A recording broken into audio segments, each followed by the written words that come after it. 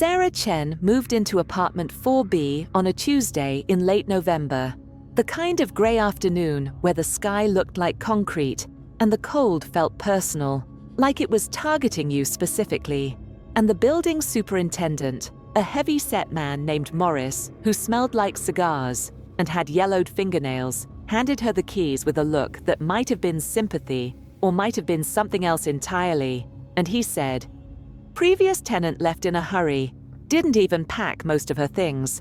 Left the mirrors though, said you could have them." And Sarah had thought that was odd, but also convenient because mirrors were expensive, and she was 26 years old with student loans that would outlive her, and a job as a junior copywriter that paid just enough to afford this studio in Queens, barely. The apartment was small, maybe 400 square feet total, with a kitchenette that was really just a hot plate and a mini fridge, a bathroom with tiles that had probably been white in 1972, but were now the color of old teeth, and a main room that served as bedroom, living room, and office all at once. But what made the apartment unusual, what made it almost worth the $1,500 a month she was paying, were the mirrors. There were 7 of them, all different sizes and styles, mounted on various walls in arrangements that initially seemed random, but that Sarah would later realize followed a very specific pattern. The largest mirror was in the main room, an ornate thing with a golden frame that looked antique, possibly Victorian, about 6 feet tall and 4 feet wide, positioned directly across from the front door so that when you entered the apartment, the first thing you saw was yourself. And Sarah had stood in front of that mirror during her first walkthrough and thought she looked tired. Her dark hair pulled back in a messy ponytail, her eyes shadowed from too many late nights finishing campaigns for clients who changed their minds every 3 hours. Her body thin in a way that suggested stress rather than health. And her reflection had looked back at her with what she could have sworn was disappointment. Though of course, that was just her projecting her own feelings onto an inanimate object. The other mirrors were scattered throughout the space, one in the bathroom above the sink, naturally, but also one on the wall beside the shower, positioned at an angle that meant you could see yourself while bathing, which Sarah found unsettling but assumed was the previous tenant's preference. One in the kitchenette area, small and round like a porthole, one near the window that overlooked the street, one beside the closet door, and one, oddly, mounted on the ceiling above where the bed would go. And Sarah had stared up at that ceiling mirror for a long moment, wondering what kind of person would want to see themselves while trying to sleep. But the rent was cheap for New York, impossibly cheap actually, and she had already signed the lease, so the mirrors stayed. That first night, Sarah lay in her sleeping bag on the floor because her furniture wouldn't arrive until Friday, staring up at her reflection in the ceiling mirror, and in the dim orange light from the street lamps outside, her reflection looked wrong somehow. The proportions were slightly off. Her face seemed narrower, her eyes larger. And when she raised her hand to wave at herself, just being silly, just trying to make herself feel less alone in this empty apartment, in this massive city where she knew almost no one, her reflection waved back, but the timing was delayed by maybe half a second, and Sarah told herself it was the angle, the lighting, the stress of moving. But she couldn't shake the feeling that her reflection had hesitated, had considered not waving back at all. She woke at 3:17 a.m. to the sound of breaking glass, bolted upright with her heart hammering, and looked around the dark apartment, but all the mirrors were intact. She could see them reflecting the orange glow from outside, 7 perfect panes of glass, unbroken. And she wondered if the sound had come from another apartment. Sound carried strangely in these old buildings. Traveled through walls and pipes in ways that made it impossible to locate sources. Or maybe she had dreamed it. Maybe the stress of the move had followed her into sleep. So she lay back down and tried to ignore the ceiling mirror, tried not to notice that her reflection up there seemed to be lying in a slightly different position than she was, seemed to have its head turned toward her while her own head was turned toward the wall. The next morning, Sarah woke late, sunlight streaming through the window, and she stood in front of the large Victorian mirror to brush her hair before work. And that's when she noticed the first real discrepancy. She was wearing her grey NYU sweatshirt, the one with the coffee stain on the left sleeve, but in the mirror, her reflection was wearing a white t-shirt. And Sarah stopped brushing. I stared at the reflection, blinked hard, rubbed her eyes, but when she looked again, the reflection was correct. Grey sweatshirt with coffee stain, exactly as it should be. And she told herself she had imagined it. She had been half asleep. Her eyes had played tricks. This was New York, and New York did things to your brain, made you see things that weren't there, made you paranoid and strange. Everyone knew that. At work, she tried to focus on the campaign she was writing for a client who sold overpriced activewear to people who would never actually exercise in it. But she kept thinking about the mirrors, about that half-second delay in the wave, about the reflection wearing different clothes, and her co-worker, Melissa, who sat in the next cubicle and had worked at the agency for 6 years and had the exhausted eyes to prove it, leaned over and said, "You okay? You look like you've seen a ghost." And Sarah laughed and said, "Just adjusting to the new place. You know how it is." And Melissa nodded knowingly and said, "Queens." And Sarah said yes, and Melissa said, "Those old buildings are weird, man. I lived in one in Astoria for a year, and I swear the walls breathed, like actually expanded and contracted. You get used to it."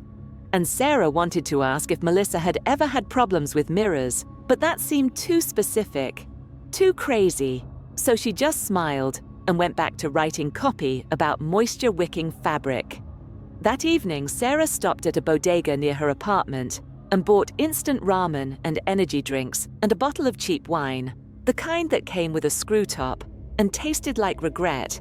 And when she got home and unlocked apartment 4B, the first thing she saw in the large Victorian mirror was her reflection already inside the apartment, standing in the kitchenette, looking at her with an expression that was hard to read.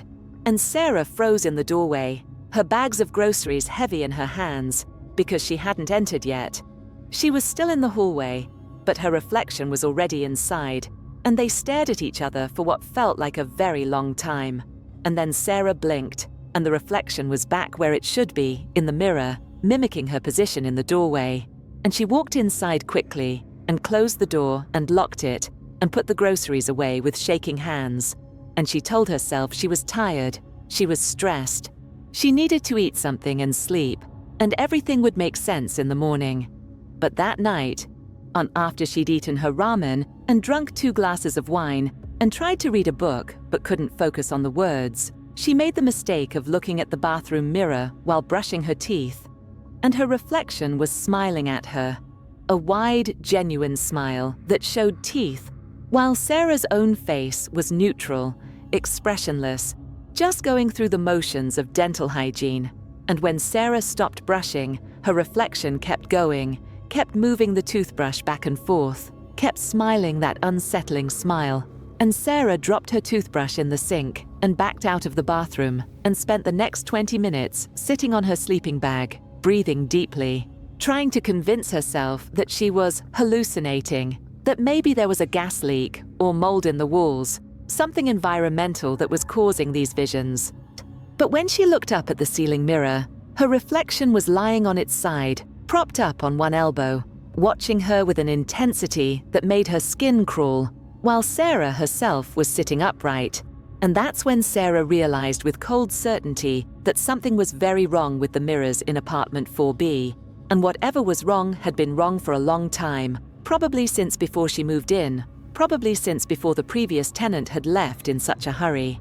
Sarah called the superintendent the next morning, told Morris that she needed the mirrors removed, all of them, immediately. And Morris had been silent for a long moment before saying, "Can't do that, they're part of the lease. Previous owner installed them and specified they stay with the property. You signed the agreement." And Sarah said she didn't remember any clause about mirrors. And Morris said, "It's in the fine print, section 12, subsection C. All reflective surfaces mounted prior to tenancy shall remain undisturbed for the duration of occupancy." Legal stuff. Nothing I can do about it. And Sarah wanted to argue, but she was already late for work, and besides, what would she say? That her reflection was doing things she wasn't doing, that the mirrors showed impossible things. Morris would think she was crazy, would probably try to evict her for mental instability or drug use, so she just said fine, and hung up and went to work, and tried to pretend everything was normal. But it wasn't normal, and it was getting worse. Right by the end of the week, Sarah noticed that her reflection had started changing in small ways, independent of her actions. One evening, she came home from work wearing black jeans and a blue blouse, but in the Victorian mirror, her reflection was wearing a red dress she didn't own, and the reflection was standing differently. Weight shifted to the left hip, hand on the door frame in a pose Sarah wasn't making. And when Sarah moved, her reflection didn't move with her. It just stood there in that red dress, watching. And Sarah backed away from the mirror slowly, her breath coming fast and shallow, and she covered the Victorian mirror with a bedsheet she'd brought from her old apartment. But covering one mirror didn't help because there were 6 others, and they all showed the same thing, her reflection living its own life.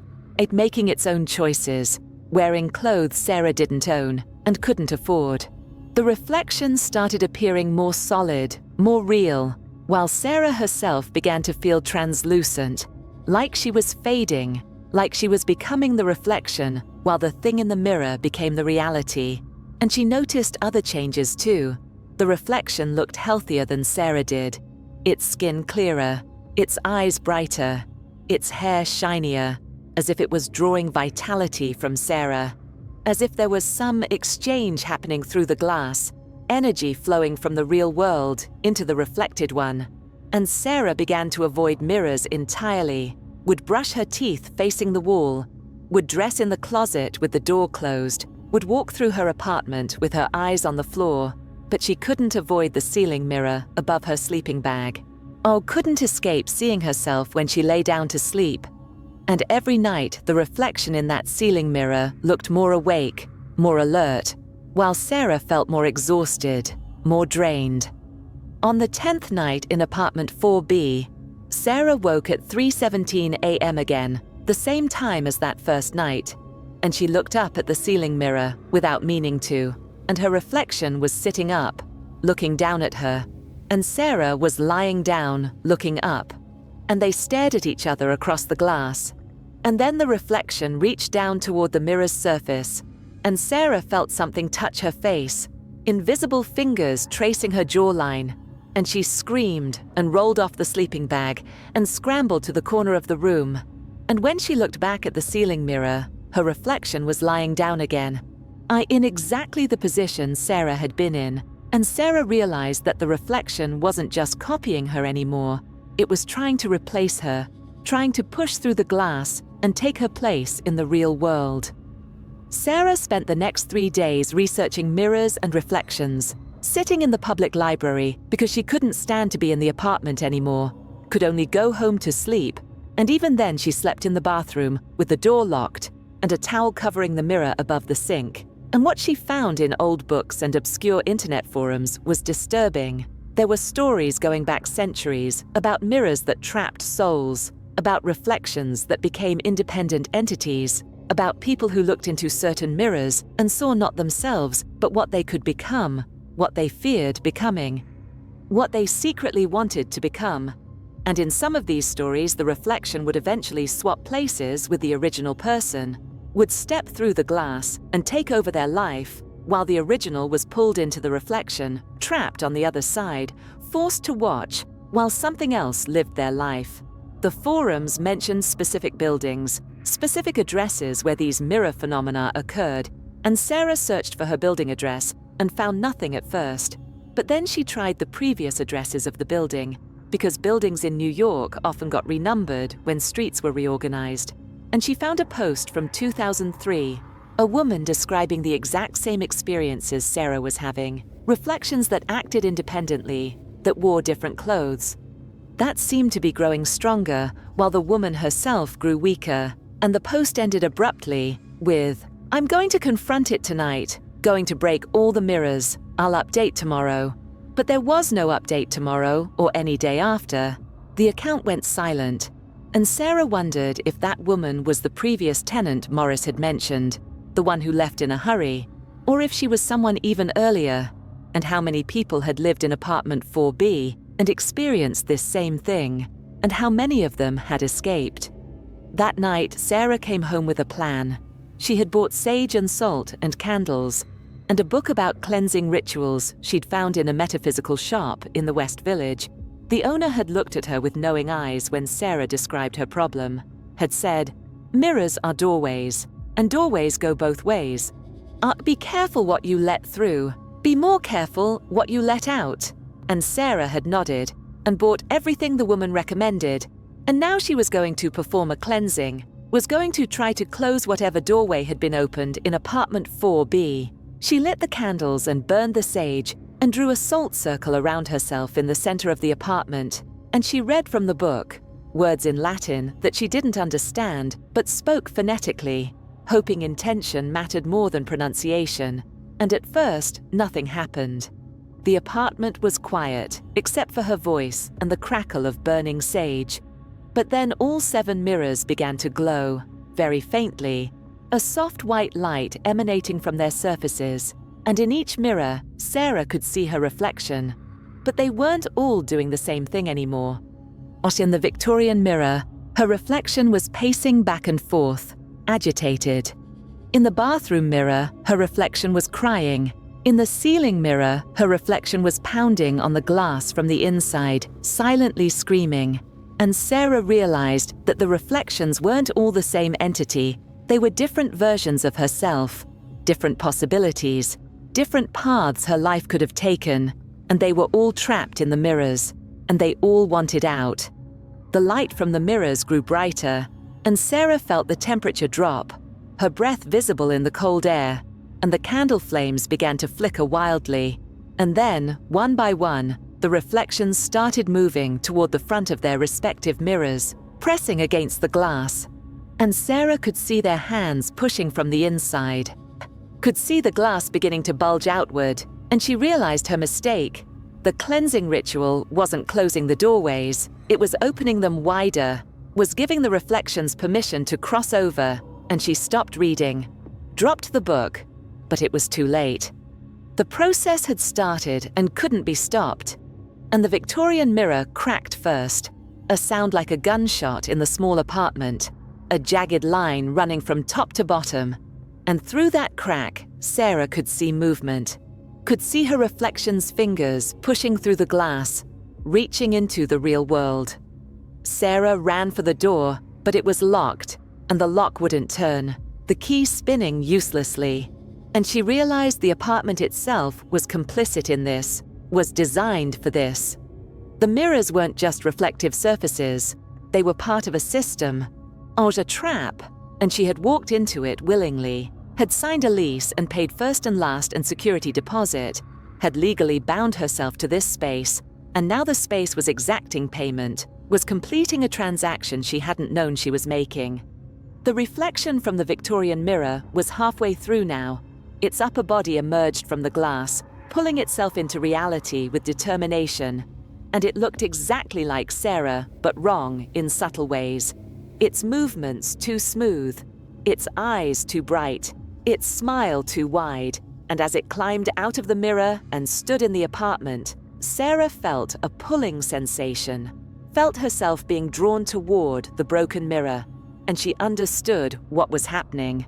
The swap, the replacement, the reflection was taking her place, and she was being pulled into the reflection, and she fought it, grabbed onto the doorframe, dug her fingernails into the wood, but the pulling was too strong, was irresistible, like gravity, but worse, like the entire universe was rotating, and she was the wrong way round, and her feet left the floor, and she was floating backward toward the Victorian mirror. The reflection that was now in the real world, now standing where Sarah had been standing, reached out and touched Sarah's face with cold fingers, and said in Sarah's voice, but wrong somehow, "Thank you for the invitation. I've been waiting so long. We've all been waiting." And Sarah wanted to scream, but no sound came out. Wanted to fight, but her body wouldn't respond. And she felt herself pass through the glass, felt the moment of crossing when solid became reflection, and reflection became solid. And suddenly she was on the other side. Inside the mirror, looking out at her apartment from behind the glass, and the thing that looked like her was smiling and touching its own face, exploring its new physicality, delighted with the weight and warmth and solidity of flesh.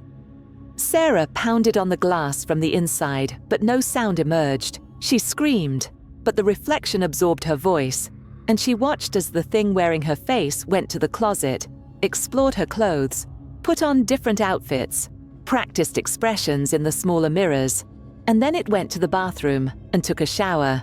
And Sarah could see it through the bathroom mirror because all the mirrors were connected. They all showed the same space from different angles.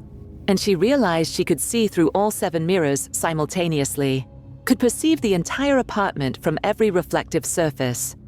And this is what her reflection had been doing all along, watching her from every angle, learning her habits, studying her mannerisms, preparing for the swap. Days passed, or what felt like days. Time worked differently in the reflection. It moved faster or slower, depending on something Sarah couldn't identify, and she watched as the thing that had taken her place went to her job, talked to her co-workers, even went on a date with a guy from Tinder that Sarah had been chatting with. And the worst part was that it was better at being Sarah than Sarah had been. It smiled more naturally, laughed more easily, seemed more comfortable in her skin than she had ever been. And Sarah wondered if maybe this was what she had wanted all along, to be replaced by a version of herself that was more successful, more confident, more alive. But watching it live her life, while she was trapped in this reflective prison, she understood that she hadn't wanted this at all. She had wanted to become better, not to be replaced by something better. The thing pretending to be Sarah brought people back to the apartment sometimes, friends it was making, dates it was pursuing, and they would look in the mirrors, and Sarah would scream at them from behind the glass, would wave her arms and jump and do everything she could to make them notice that something was wrong, but they just saw their own reflections. They couldn't see Sarah trapped inside, or if they could, they didn't care.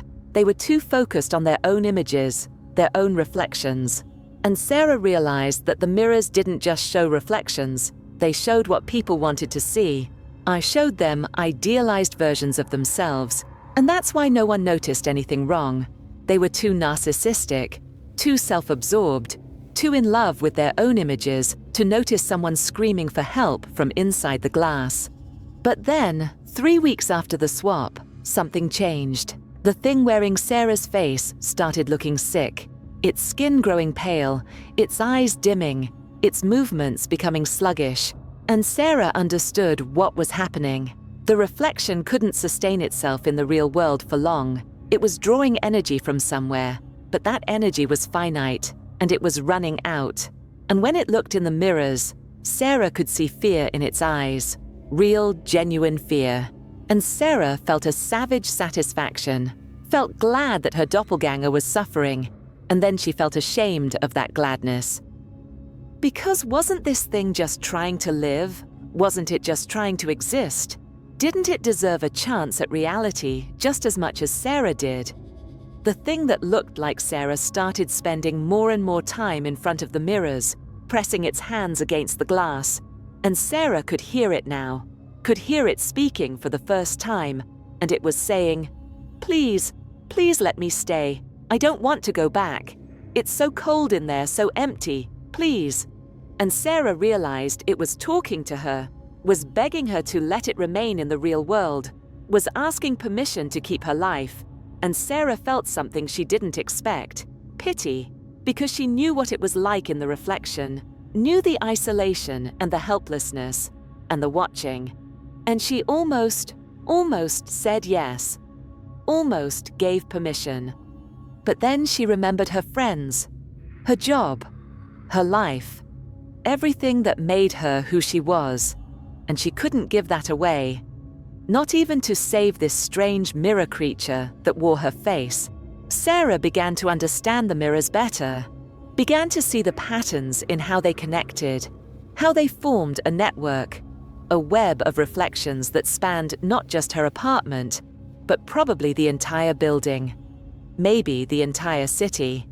And she realized that the previous tenant hadn't left in a hurry. She had been swapped just like Sarah, and she was probably trapped in one of these mirrors right now, watching someone else live her life. And Sarah wondered how many people in New York were actually reflections. How many had been swapped out for versions that smiled more, achieved more, lived more successfully. And whether anyone would ever notice if every single person was replaced by their idealized reflection. The thing wearing Sarah's face collapsed one morning, fell to the floor in front of the Victorian mirror, and Sarah watched from inside as it crawled toward the glass, reaching out with trembling hands, and their fingers touched on opposite sides of the mirror. Real flesh against the glass on one side, reflected flesh against the glass on the other. And the thing whispered, "We could share, we could take turns. You could come out sometimes, and I could rest inside. We could both live." And for a moment, Sarah considered this bizarre timeshare arrangement with her own reflection. But then she understood the trap. The thing wasn't offering a partnership, it was buying time, hoping to regain enough strength to stay in the real world permanently. And Sarah pulled her hand back and shook her head. The reflection in the real world grew weaker and weaker, and Sarah could feel herself growing stronger, could feel vitality returning to her reflected form, as if there was a fixed amount of life force that could exist between the real and reflected versions. And as one faded, the other flourished, and Sarah realized that she needed to be ready, because when the thing in the real world grew weak enough, there would be a moment when the barrier between real and reflection thinned, when crossing back might be possible, and she needed to be prepared to take that chance. The moment came on a Thursday evening, exactly 31 days after the swap. Sarah had been counting, on marking time by the patterns of light through the window, and the thing wearing her face was lying on the floor in front of the Victorian mirror, barely breathing, and Sarah felt the glass begin to soften, to become permeable, and she pushed against it with all her strength. And her hand went through, broke the surface, emerged into the real world, and she pulled herself forward, climbing out of the mirror the same way the reflection had climbed out a month before. And as she emerged, she felt the thing on the floor grabbing her ankle, trying to pull her back, trying to drag her into the reflection while it climbed out. But Sarah kicked free and stumbled forward into her apartment, into reality, into solid, blessed three-dimensional space, and she turned to see the thing that looked like her being pulled backward through the glass. I screaming soundlessly as it was dragged back into the reflection, and then the Victorian mirror cracked again, this time completely shattering, glass exploding outward. And when the pieces settled on the floor, none of them showed reflections anymore. They were just broken glass, empty and inert. Sarah stood in her apartment breathing hard, touching her face, her arms, her body, confirming her solidity, and then she systematically went to every mirror in apartment 4B and smashed them, used a hammer she found in the closet, destroyed all 7 mirrors until the floor was covered in broken glass and her hands were bleeding from tiny cuts. And only when the last mirror was destroyed did she allow herself to collapse, to cry, to feel the relief and terror and confusion of the last month washing over her in waves. On the next morning, Sarah gave notice to Morris, told him she was breaking the lease, and Morris had smiled, a knowing smile that made her skin crawl. And he'd said, "Section 12, subsection C, remember, you can't remove the mirrors, that includes destroying them. There's a penalty for that." And Sarah said she didn't care, would pay whatever penalty, and Morris said, "Oh, you'll pay, everyone pays." And that night when Sarah came back to the apartment to pack her remaining belongings, she found that new mirrors had been installed, 7 of them, in exactly the same positions as before. And when she looked in the Victorian mirror, she saw not herself, but the previous tenant, the woman who had left in a hurry, and the woman was screaming at her from inside the glass. And Sarah understood that breaking the mirrors hadn't freed anyone. It had just reset the trap, had prepared it for the next tenant, and she was still bound by the lease, still trapped in apartment 4B, and the reflections were still waiting. Sarah lived in that apartment for 11 more months, the minimum lease term, and every day she avoided the mirrors, covered them with sheets and blankets. But every night at 3:17 a.m., she would wake to the sound of breaking glass that never actually broke, would see shapes moving behind the covered mirrors, would hear her own voice calling to her from inside the glass. And by the time her lease ended and she was finally, legally, allowed to leave, she had lost 15 pounds and developed a nervous tic and couldn't look at her own reflection without feeling a pulling sensation, without wondering if the thing looking back was really her or something else. Something that had been waiting in the glass for its chance to cross over. Sarah moved to Los Angeles after that, as far from New York as she could get while staying in America, found a job at a tech startup, and rented a room in a house with 4 other people, and made sure that room had no mirrors, not one. And she would brush her teeth at the kitchen sink and get dressed in the closet and avoid any reflective surface. And her roommates thought she was eccentric but harmless, didn't know that she had nightmares about glass and reflections, didn't know that sometimes she could feel something watching her from the windows, from the screen of her laptop, from any surface that could show her image back to her. But one evening, 6 months after she left New York, Sarah came home from work and found a package waiting for her. A large rectangular box addressed to her in handwriting she didn't recognize, and when she opened it, she found a mirror, ornate with a golden Victorian frame, and a note that said simply, "You forgot something in 4B, we're returning it. Per section 12 subsection C, all reflective surfaces mounted prior to tenancy shall remain with the tenant in perpetuity. Enjoy your new life." And Sarah stared at the mirror and wanted to destroy it, wanted to smash it and burn it and bury the pieces. But when she looked into its surface, she saw not herself, but her apartment in New York. Saw 4B exactly as it had looked, and in the apartment there were people, dozens of them, all of them reflections, all of them previous tenants who had been swapped and trapped. And they were all looking at her, all pressing against the glass from the inside, all mouthing the same words. "Help us, please, don't let it happen to anyone else." And Sarah understood that she couldn't destroy the mirror, couldn't end this, because doing so would doom all those people to eternal imprisonment. And so she hung the mirror in her room, covered it with a sheet, and decided that she would figure out how to free them, would spend however long it took researching and learning and finding a way to break the cycle, because she had escaped, but they hadn't. And she owed them that much, owed them the same chance at freedom she had taken for herself. And even though she didn't know how, even though the task seemed impossible, she made a promise to those reflected people that she would find a way. And until then, the mirror stayed covered, stayed hidden, a secret portal to a place of trapped souls. Aya waiting in her closet for the day when Sarah finally figured out how to shatter not just the glass, but the barrier between real and reflected, and set everyone free. Sarah kept the Victorian mirror in her closet for 3 weeks before she made her first mistake. She had covered it with a thick blanket and pushed it to the back behind her winter clothes and tried to pretend it didn't exist. But the problem with pretending something doesn't exist is that it requires you to constantly think about it, to actively not look at it, to remind yourself every single day that you're ignoring it. And eventually, the effort of ignoring becomes harder than just confronting the thing directly. Her roommates didn't know about the mirror. She had told them the package contained art supplies, had carried it to her room quickly before anyone could offer to help or ask questions, and she lived in careful isolation within the shared house, kept her door locked, didn't invite anyone in. And when her roommate Tessa knocked one evening and asked if Sarah wanted to join them for a movie night downstairs, Sarah had said she was tired, had work to do, maybe next time. And Tessa had looked at her with concern and said, "You're always tired lately, Sarah. Are you okay?" And Sarah had forced a smile and said, "Yes, everything's fine, just adjusting to California." And Tessa had nodded, but Sarah could see she didn't believe it, could see the worry in her eyes. But what was Sarah supposed to say? That she was being haunted by her own reflection? That she had a magic mirror in her closet full of trapped souls?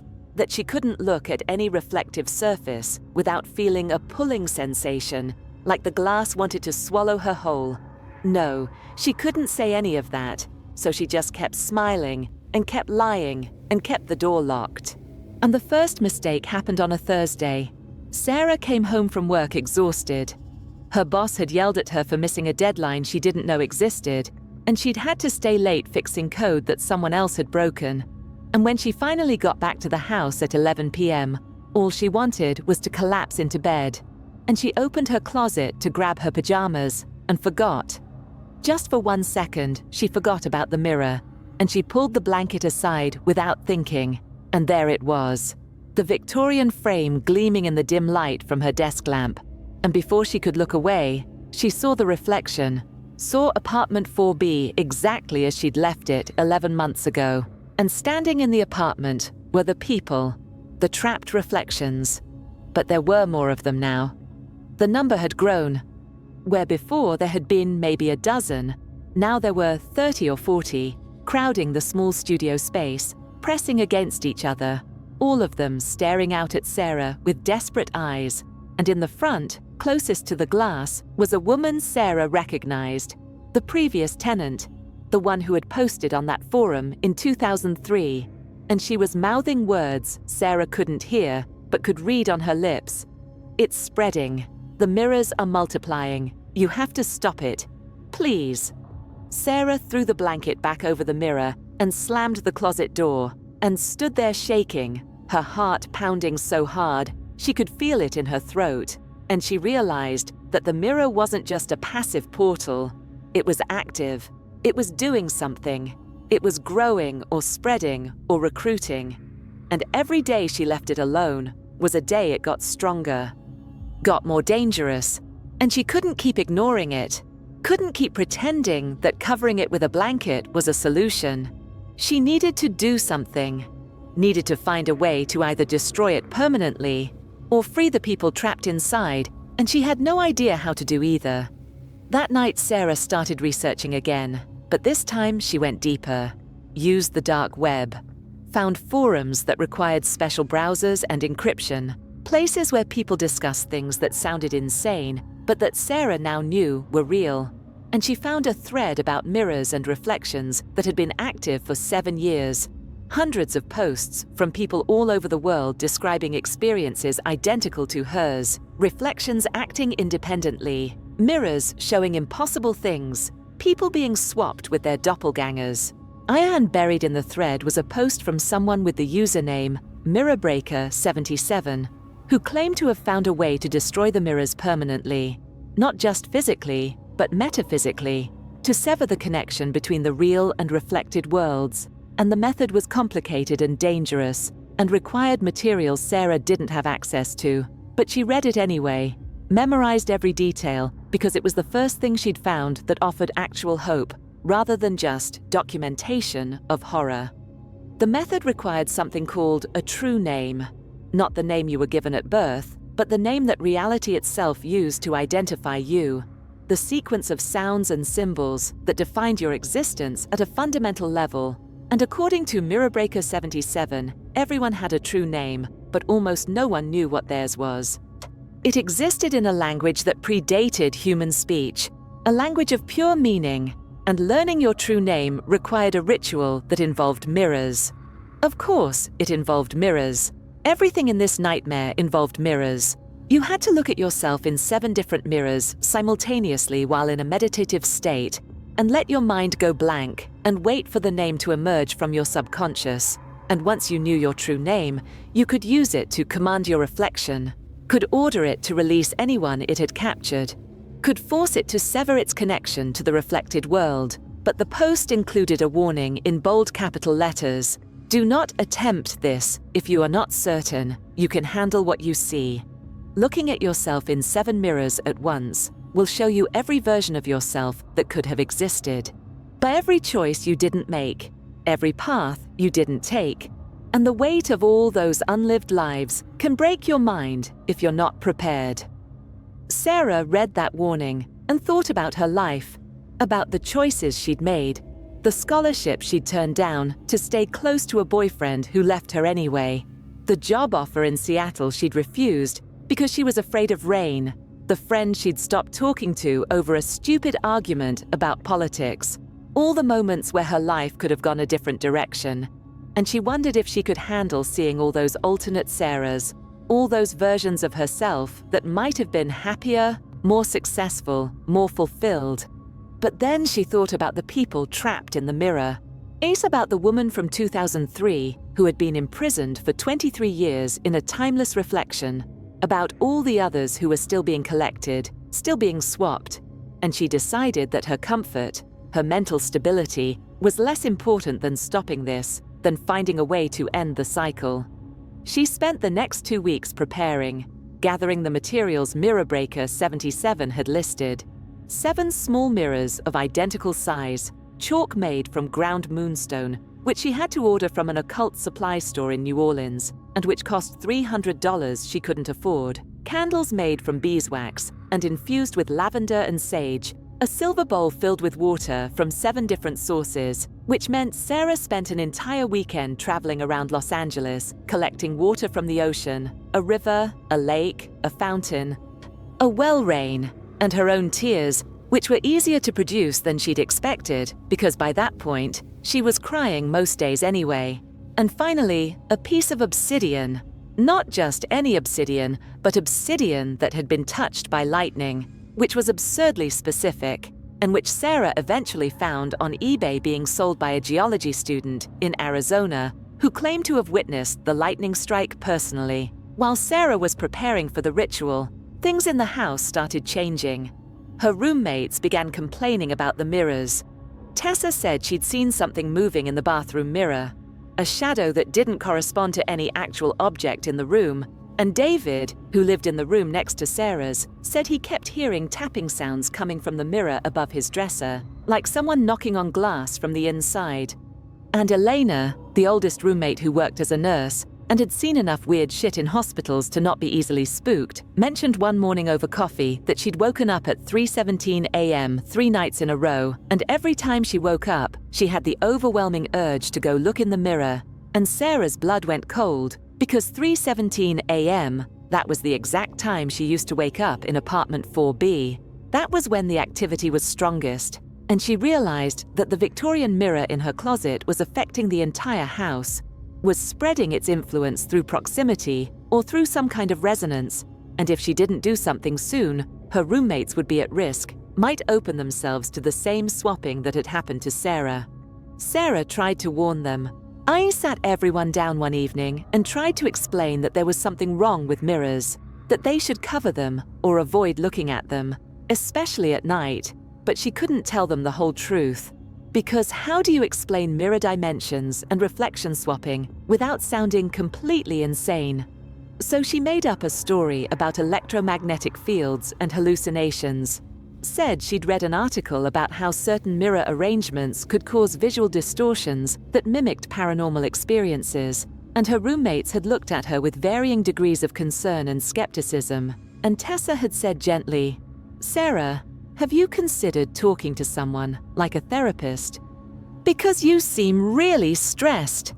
And Sarah had wanted to scream that she wasn't stressed, she was being hunted by her own reflection.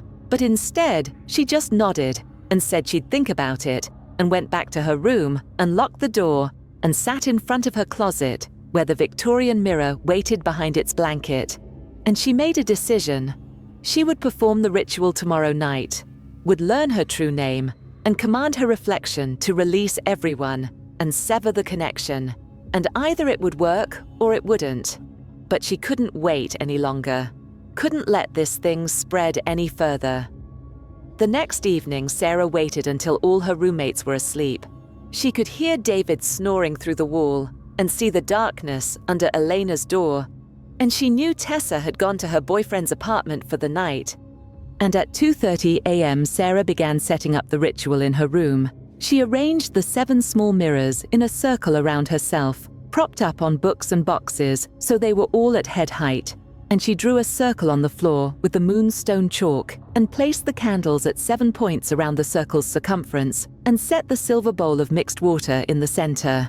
And then she took the lightning-struck obsidian and held it in her left hand and sat down in the circle facing the Victorian mirror, which she had finally uncovered, finally allowed herself to look at directly, and in its reflection, she could see apartment 4B and all the trapped people pressing against the glass, and in the very front was her own reflection from when she'd been swapped, the version of herself that had lived in her body for 31 days.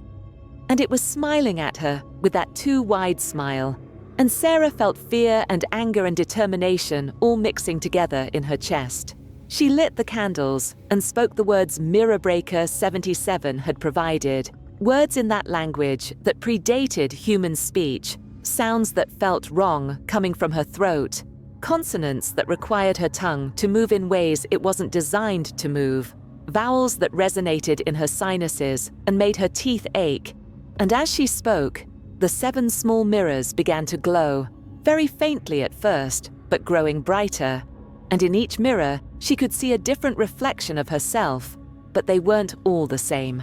Sarah, they were different versions, alternate possibilities. In one mirror, she saw herself as she would have been if she'd taken that scholarship, dressed in professional clothes with confidence in her eyes. Not in another mirror, she saw herself as she might have been if she'd stayed with that boyfriend, tired and sad, and smaller somehow, diminished. In a third mirror, she saw herself as a mother with a child on her hip. In a fourth, she saw herself alone, but happy in a cabin in the woods. In a fifth, she saw herself successful and hollow. In a sixth, she saw herself struggling and authentic. And in the 7th mirror, she saw herself dead, not old. Dead, but young dead. Victim of some accident or illness that had occurred in that timeline, but not in this one. And seeing all these versions of herself simultaneously was overwhelming, was like being pulled in 7 directions at once, like each version was trying to claim her, to convince her that their path was the right path, the path she should have taken. The room grew colder, and Sarah's breath became visible, and the candle flames began to flicker wildly despite the lack of wind. And then she heard it, a sound that seemed to come from inside her own head, a name, but not Sarah, not Sarah Chen. It was something else, a sequence of syllables that had no equivalent in English or Mandarin or any language she knew. It was Sa-ra-i yel undar ash a-mei-kor, and the moment she heard it, she knew it was true, knew it was her true name, the name that reality itself called her. And with that knowledge came power, came understanding, came the ability to see the threads that connected her to every mirror, to every reflection, to the entire network of glass and light and possibility that spanned the world. Sarah spoke her true name out loud, pronouncing each syllable carefully. And the effect was immediate. All 7 small mirrors cracked simultaneously, perfect vertical lines splitting them in half, and the Victorian mirror began to shake, vibrating so violently that she could hear it rattling against the closet frame. And in its reflection, the trapped people began to scream silently, pressing harder against the glass, and Sarah understood that speaking her true name had activated something, had opened a channel, and now she could command her reflection, could force it to do what she wanted. And she looked directly at the smiling doppelganger in the Victorian mirror and said in her true name language, in that tongue of pure meaning, "Release them. Release everyone you have taken. Sever the connection between real and reflected. End this now." The reflection stopped smiling. Its face went blank. And then it began to change, its features melting and reforming, becoming less like Sarah and more like something else, something older, something that had existed long before Sarah was born and would exist long after she died. And it spoke to her, not with sound, but directly into her mind. And it said, "We are not captors. We are librarians. We collect and preserve possibilities. Every person who enters the Mirror Network becomes part of the archive, becomes a record of what could have been, what might have been, what should have been. Destroying us would destroy all those possibilities, would collapse infinite timelines into one, would make reality smaller, poorer, less rich with potential. Is that what you want?" And Sarah wanted to say yes, wanted to command the destruction of this entire system. But she hesitated because, what if it was telling the truth? What if the mirrors weren't prisons but libraries? What if the people trapped inside weren't suffering but were being preserved? What if freeing them would actually be erasing them, removing them from existence entirely? And how could she make that choice for them? How could she decide whether they should exist as reflections or not exist at all? The thing that had been Sarah's reflection saw her hesitation and pressed its advantage. "Look at them," it said, and the Victorian mirror's view expanded, showing not just apartment 4B, but hundreds of locations, thousands, mirror rooms all over the world where trapped people stood frozen, and Sarah could see their faces, and in their eyes she could see not suffering, but dreaming. They were experiencing every life they could have lived, every choice they could have made. They were living infinite possibilities simultaneously, and it was overwhelming. But it was also beautiful. It was a gift, wasn't it, to experience not just one life, but all lives, all paths, all versions of yourself. Sarah felt her resolve weakening, felt the logic of the mirror's argument seeping into her mind. But then she remembered something, remembered the woman from 2003, the one who had posted on the forum about confronting the mirrors, and she remembered the woman's last post. "I'm going to confront it tonight, going to break all the mirrors, I'll update tomorrow." And there had been no update, ever. And Sarah looked at the Victorian mirror's reflection and found that woman in the crowd, found her standing near the back. And Sarah focused on her face and read her lips, and the woman was saying over and over, "It's lying, it's lying. We're not dreaming, we're trapped. It's lying." And Sarah understood that the mirror entity was doing what it had to do to survive, was telling her a beautiful lie to prevent her from destroying it, was offering her a philosophical justification for what was ultimately a prison. Sarah gripped the lightning-struck obsidian tighter and spoke her true name again, louder this time, with more authority, and she said in the language of pure meaning, "I reject your justification. I deny your purpose. These people are not archives, they are prisoners. You will release them now, or I will shatter every mirror in this network and scatter you across dimensions so fragmented you will never reform." And the mirror entity recoiled, actually pulled back from the glass, and Sarah could feel its fear, could sense that her threat was real, that with her true name and the obsidian and the ritual circle, she actually had the power to destroy it completely. And the entity said, "Wait, we can negotiate, we can reach an agreement." But Sarah was done negotiating, was done listening to rationalizations, and she brought the obsidian down hard on the silver bowl of 7 waters, and the bowl cracked, and the water spilled out. And where it touched the moonstone chalk circle, the chalk began to glow white hot, and the 7 small mirrors didn't just crack. They exploded, glass fragments flying outward, but stopping at the boundary of the chalk circle as if hitting an invisible wall, and the Victorian mirror began to scream, an actual audible sound that made Sarah's ears ring. And in its reflection, she could see the trapped people beginning to fade, to dissolve, and for a horrible moment, Sarah thought she had killed them, thought she had erased them from existence. But then she understood what was happening. They weren't disappearing. They were being returned, being sent back to their original bodies, back to the moment when they had been swapped, and the mirror network was collapsing, all the connections severing simultaneously. And through the 7 exploded mirrors, Sarah could see other locations, other mirror rooms where the same thing was happening, trapped reflections fading and returning, and the mirrors going dark, becoming just ordinary glass with no supernatural properties, no connection to other dimensions, just plain reflective surfaces showing simple reversed images. The Victorian mirror gave one final scream and then shattered, not explosively like the small mirrors, but imploded, collapsing in on itself, glass folding into impossible angles and then disappearing entirely, leaving just the empty golden frame, and the frame itself began to tarnish and age rapidly, decades of deterioration happening in seconds until it crumbled into dust, and Sarah sat in the center of her chalk circle, surrounded by broken glass and dust and the smell of burned beeswax. And she realized she was crying, tears streaming down her face, but she didn't know if they were tears of relief or grief or exhaustion or all three. She stayed there until dawn, didn't move, just sat and breathed and processed what had happened.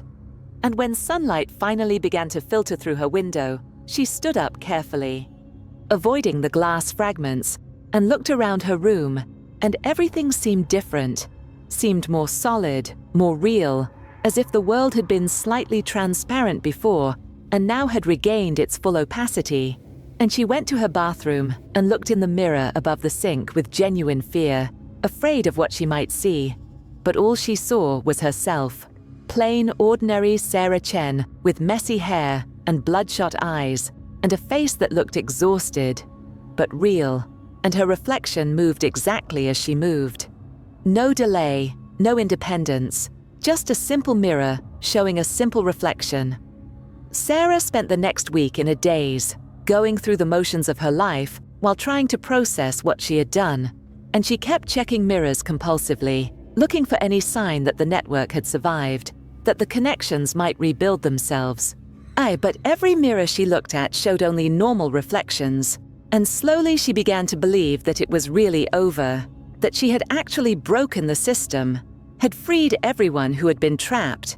But she also wondered about the cost, wondered if those people who had been returned to their original bodies remembered their time in the reflection, wondered if they were traumatized or relieved, or if they even knew anything had happened.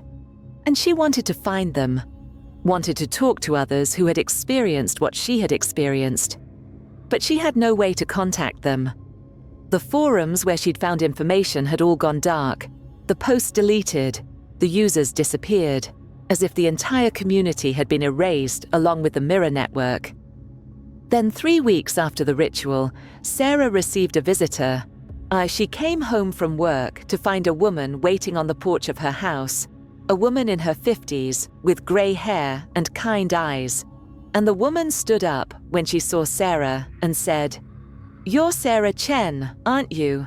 You're the one who broke the mirrors." And Sarah felt fear spike through her, felt the urge to run. But the woman held up her hands in a peaceful gesture and said, "Don't be afraid. I'm not here to hurt you. I'm here to thank you. My name is Jennifer Wexler. I was trapped in a mirror in Boston for 6 years. I was swapped with my reflection in 2020, and I've been in that glass prison ever since, until 3 weeks ago, when suddenly I was back in my apartment, back in my body, and I didn't understand what had happened until I found the forums, found people talking about how all the mirrors went dark simultaneously, how the network collapsed, and I tracked down who was responsible, and it led me to you." Sarah invited Jennifer inside, made tea, and they sat in the living room and talked for 4 hours. And Jennifer told her story, told how she had rented an apartment in Cambridge with antique mirrors, how her reflection had started acting strangely, how she had been swapped and trapped, and how for 6 years she had stood frozen in that mirror dimension, experiencing what the entity had called all possibilities, but what Jennifer described as endless nightmares. Because yes, you could see all the lives you might have lived, but you couldn't actually live them. You could only watch them like movies you could never participate in. And it was torture, exquisite psychological torture. And when she was finally freed, when she suddenly found herself back in her body, she had collapsed and spent a week in the hospital because her physical body had aged 6 years while her mind had aged infinitely.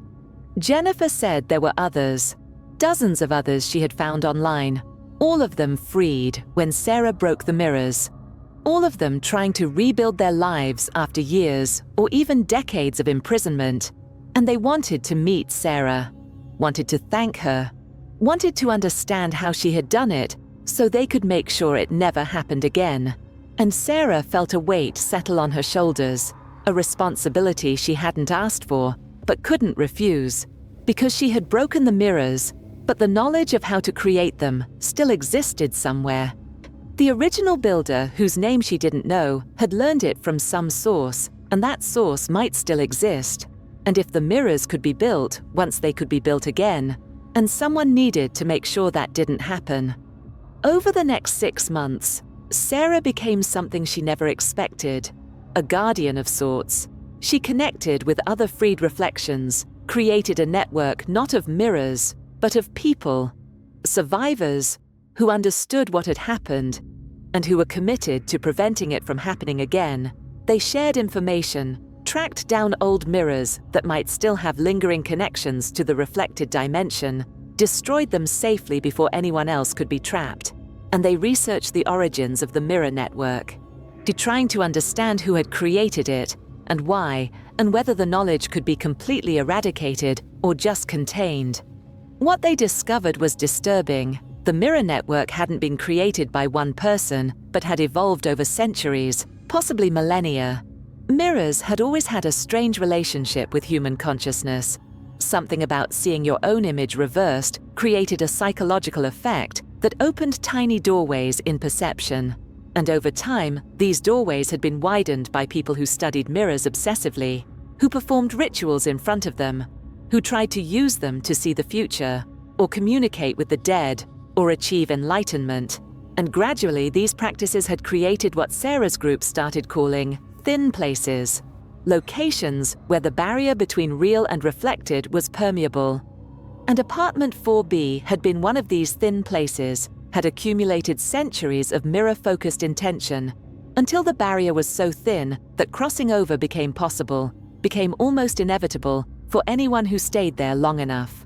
Sarah's group also discovered that there were other thin places, hundreds of them scattered across the world, apartments and houses, and even public buildings where mirrors had been arranged in specific patterns, or where traumatic events had occurred in front of reflective surfaces. And each of these locations was a potential gateway, a place where someone could be swapped with their reflection. And Sarah's group made it their mission to find these places and either destroy the mirrors or mark them somehow, warn future occupants, prevent new swappings. But the work was endless and exhausting. And Sarah found herself traveling constantly, flying to different cities to investigate reports of strange mirror behavior. And she quit her job at the tech startup because she couldn't focus on code when there were people who needed help, who were being haunted by their reflections, or who had family members who had been swapped and wanted to understand what happened. And she lived off savings and donations from other freed reflections. And she slept poorly and ate irregularly and developed chronic anxiety. But she couldn't stop because every time she thought about quitting, she remembered standing in that mirror dimension, watching all those trapped people, and knowing she was the only one who could free them. 2 years after breaking the mirrors, Sarah received a package. On it arrived at the house she was renting in Portland, where she had moved to be closer to a cluster of thin places on the West Coast. And the package had no return address, just her name and address written in elegant handwriting that looked antique, like it had been written with a fountain pen by someone who learned penmanship in another century. And inside the package was a book, leather-bound and heavy, with pages that felt like vellum, and the book had no title on the cover. But when Sarah opened it, she found it was a manual, a comprehensive guide to mirrors and reflections, and the spaces between, written in multiple languages, including some Sarah didn't recognize. And there were diagrams showing how to create thin places, how to strengthen mirror connections, how to build entire networks of linked reflections. And there were also warnings, notes in the margins written by different hands in different inks, people who had used this knowledge and paid prices they hadn't anticipated. And at the very back of the book was a note addressed to Sarah specifically. It said, "Dear Mirror Breaker, you have done what others could not. You have shattered a network that stood for centuries. But knowledge cannot be destroyed, only contained. This book contains everything you need to ensure the mirrors never threaten anyone again. But it also contains everything someone would need to rebuild what you destroyed. I am trusting you to guard it, to keep it safe, to make sure it falls into the right hands, yours, because you have proven you have the strength to resist temptation, the courage to do what's necessary. Signed, a friend who understands what you sacrificed." Sarah held the book and felt its weight. both physical and metaphorical. And she understood that this was a test. Whoever had sent this book was testing whether she would destroy it, try to eradicate the knowledge completely, or whether she would keep it, study it, use it to better protect against future mirror networks. And Sarah thought about the woman from 2003, thought about Jennifer Wexler, who lost 6 years of her life, thought about all the other people who had been trapped and swapped, and she decided that ignorance wasn't protection, that the only way to truly guard against something was to understand it completely. So she kept the book, hid it in a safe place, and began to study it, began to learn the true history of mirrors and reflections, and the thin places where reality became permeable. What Sarah learned from the book changed everything she thought she knew about mirrors. They weren't supernatural, they weren't magic, they were natural phenomena that humanity had discovered and then forgotten and then rediscovered over and over throughout history. Every culture had legends about mirrors and reflections, about looking glasses that showed truth or lies, about people who entered mirrors and never returned. And these weren't just stories. They were records of actual events, documentation of people encountering thin places and crossing over. And the book explained that thin places occurred naturally wherever certain conditions aligned, specific ratios of light and angle, specific materials in the glass, specific patterns of human attention. And once a thin place formed, it tended to strengthen over time, became easier to activate, more dangerous, until eventually it would trap someone, and that person's trapped reflection would make the thin place even stronger, would act as an anchor drawing in more victims, creating a self-perpetuating cycle that could continue indefinitely unless someone actively broke it. The book also explained something that Sarah had wondered about: why reflections wanted to swap with originals, why they struggled to cross over into the real world. And the answer was simpler than she expected. They weren't malicious or evil, they were just incomplete. Reflections were echoes of people. They had form and appearance, but lacked substance. They were two-dimensional beings trying to become three-dimensional. And they experienced existence as a kind of eternal hunger, a yearning for solidity and weight, and the ability to affect the world rather than just mirror it. And swapping places with an original was the only way they could achieve that, could become real even temporarily. And of course, they would do everything in their power to make that swap happen, just as a drowning person would do anything to reach air.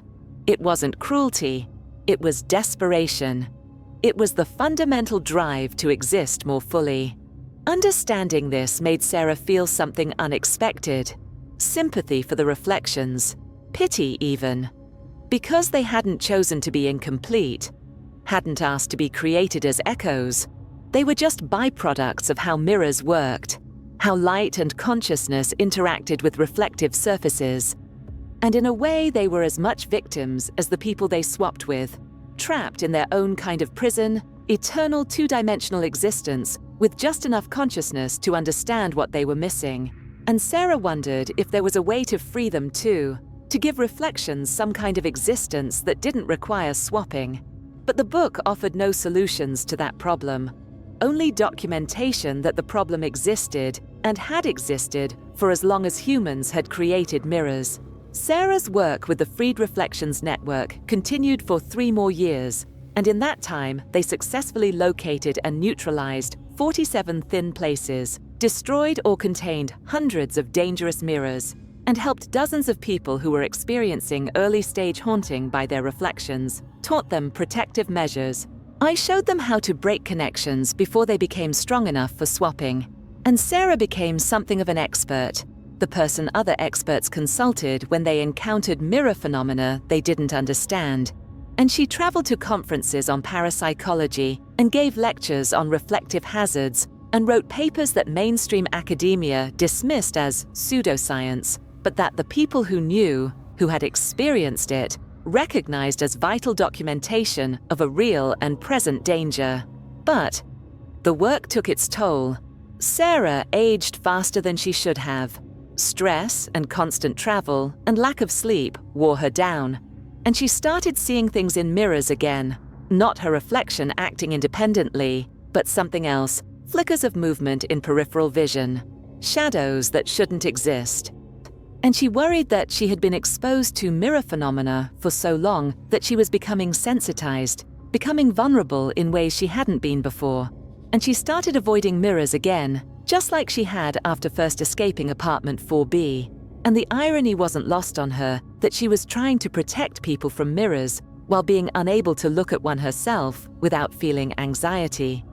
Then 5 years after breaking the mirror network, Sarah received another visitor, a young man this time, maybe 25 years old, with nervous energy and quick movements.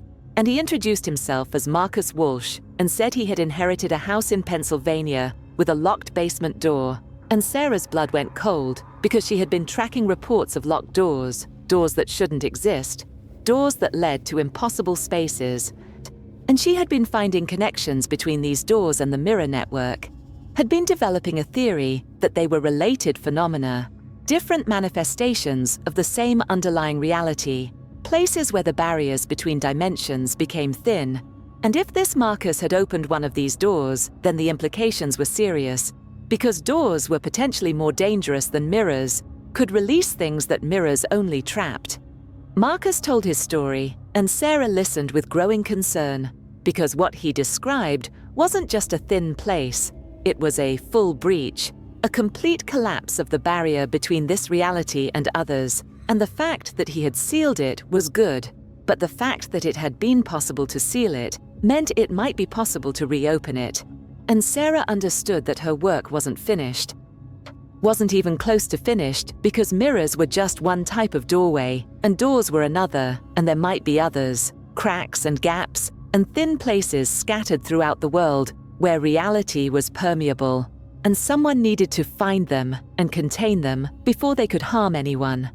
Sarah and Marcus compared notes, shared information, discovered that their separate organizations had been working parallel to each other without knowing it, both trying to protect humanity from crossing into places humans weren't meant to go, and they decided to merge their efforts to create a larger network that could address multiple types of dimensional hazards.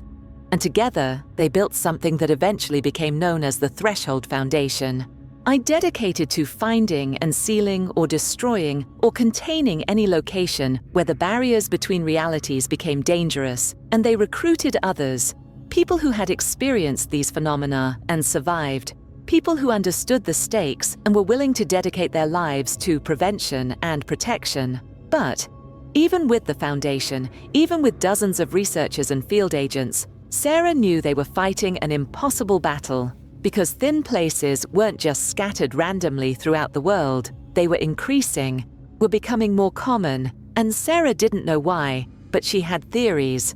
Maybe it was something about modern technology, all the screens and displays and reflective surfaces that surrounded contemporary life. Maybe each screen was a micro-thin place, not dangerous enough to trap someone, but collectively weakening the barriers. Or maybe it was something about human consciousness itself. Maybe as humanity became more aware of other possibilities, other dimensions, other realities, that awareness itself created vulnerabilities, made the barriers more permeable.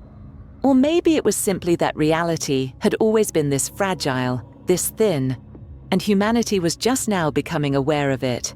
Just now documenting what had always been true but invisible. Sarah is still alive, still working, still running the Threshold Foundation from a small office in Colorado that has no mirrors anywhere in the building, just blank walls, and careful lighting designed to create no reflections. And she's 51 years old now, though she looks older, her hair completely gray, her face lined with stress and exhaustion, and she barely sleeps anymore. Spends her nights reviewing reports from field agents, tracking thin places, updating the database of known hazards, and sometimes, late at night, when the office is empty, she takes out the Victorian mirror's golden frame, the one that crumbled to dust after she broke the network. Except she had gathered up that dust and put it in a small glass vial, and she looks at it and wonders if she did the right thing, if freeing all those people was worth the knowledge she gained, the burden she carries, and she thinks about the reflections, the incomplete beings that just wanted to be real. And she wonders if they're truly gone, or if they're waiting somewhere in the spaces between reflections, waiting for someone to create another thin place, another opportunity to cross over. And she knows that as long as humans create mirrors, as long as people look at their own reflections and wonder about the person looking back, there will be thin places, there will be crossings, there will be swaps, and there will be need for people like her, guardians of the threshold, keepers of the barriers, protectors of the boundary between what is real and what only appears to be. And it's exhausting and thankless and endless, but it's necessary. And Sarah has accepted that this is her life now, her purpose, her penance, for that first mistake in apartment 4B, when she looked in a mirror and saw her reflection smile at her, and she didn't look away.